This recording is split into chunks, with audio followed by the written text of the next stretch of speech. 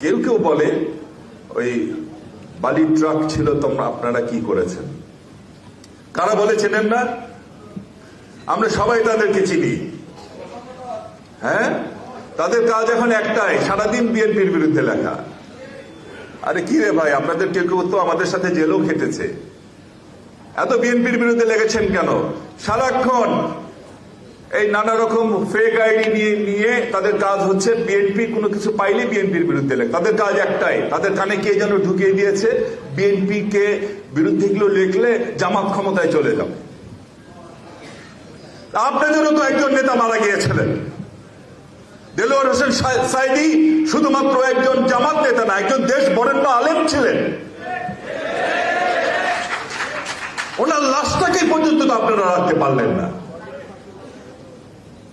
এত বড় বড় কথা বলেন কেন? আমাদের মুখ খোলাবেন না, বললে মুখ খুললে কিন্তু অনেক কথাই আমাদের বলতে হবে। কিছু ধর্মকর্ম করেন, সারাক্ষণ ফেসবুকে কি কিছু ধর্মকর্ম করেন, সারাক্ষণ ফেসবুকে বুকে এই লিখি অসীম নাম দিয়েছে আহলে ফেসবুক। আর একটি মানে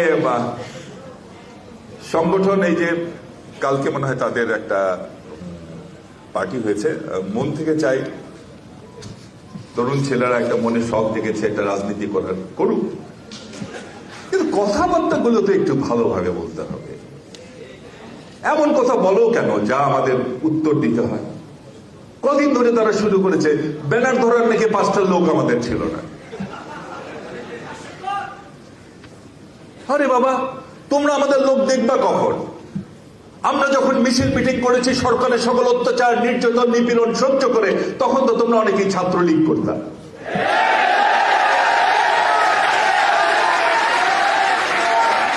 আর কি বলে 5 জন মানুষ নাকি আমাদের হতো না। আরে ভাই, তোমরা তো ছাত্রলীগ করতাম নাকি জীবনের ভয়ে। আর আমরা আমাদের জীবন, আমি সেদিনও বলেছি একটি মিটিংয়ে, আমাদের জীবন চলে যাবে, আমাদের গুম করা হতে পারে, আমাদের পঙ্গু করা হতে পারে, আমাদের স্ত্রী সন্তানরা তাদের প্রিয়জনকে হারাতে পারে।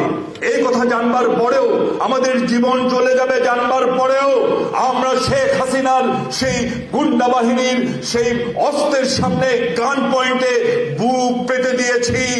আমরা লড়াই করেছি, আমরা আওয়ামী লীগ করি নাই, আমরা হাসিনাকে মোকাবেলা করেছি। একদিন ডিবি রিমাইন্ডে একদিন নেওয়ার পরে তোমরা কেউ কর্মসূচি প্রত্যাহার করেন। আমি বলছি না এটা একটা কঠিন কাজ, সবার হবে না। তোমরা তো নতুন প্লিজ, তোমরা তো বেশি দিন অল্প দিন আন্দোলন করেছো, ঠিক আছে, তোমাদের আন্দোলন তো আমাদের কারণে আমাদের বিজয় অনেকখানি ইজি হয়ে গেছে, আমরা অস্বীকার করবো না। কিন্তু যে তোমরা যেমন তোমাদের বোঝানোর জন্য বলছি, তোমরা যেমন একদিন ডিবি রিমাইন্ডে নিয়ে তোমরা তোমাদের কর্মসূচি প্রত্যাহার করেছ, আমাদের মাসের পর মাস, বছরের পর বছর এইভাবে ডিবিতে নিয়ে যে রিমাইন্ডে নিয়ে আমাদের উপর এমন কোন অত্যাচার নাই যা করা হয় নাই। কিন্তু কর্মসূচি প্রত্যাহার তো পরের কথা, দলের বিরুদ্ধে একটি টু শব্দ, আমাদের নেতা নেত্রীদের বিরুদ্ধে একটি টু শব্দ আমাদের মুখ দিয়ে উচ্চারিত হয় নাই, করতে পারে নাই তারা। সুতরাং কথাবার্তা এখন থেকে বলবো, অনুরোধ করবো, আসলে আমরা সবাই মিলে একসাথে থাকি। কারণ দেশের বিরুদ্ধে বড় ষড়যন্ত্র চলছে, দেশের মানুষের বিরুদ্ধে বড় ষড়যন্ত্র চলছে। আমরা পরস্পরকে আক্রমণ পারতপক্ষে অ্যাভয়েড করার চেষ্টা করবো। আমি বলতে চাচ্ছিলাম না, অসীমের কথাটা বলার পরে আমার কেন যদি ভিতরে আসলে খারাপ লাগে, এইভাবে আঘাত করে যদি কেউ বলে খারাপ লাগে। আগামীতে আমরা সবাই মিলে একসাথে চলবো, দেশকে রক্ষা করব, গণতন্ত্র প্রতিষ্ঠা করব, জনগণের অধিকার প্রতিষ্ঠা করব, সে আশা এবং প্রত্যাশা ব্যক্ত করি।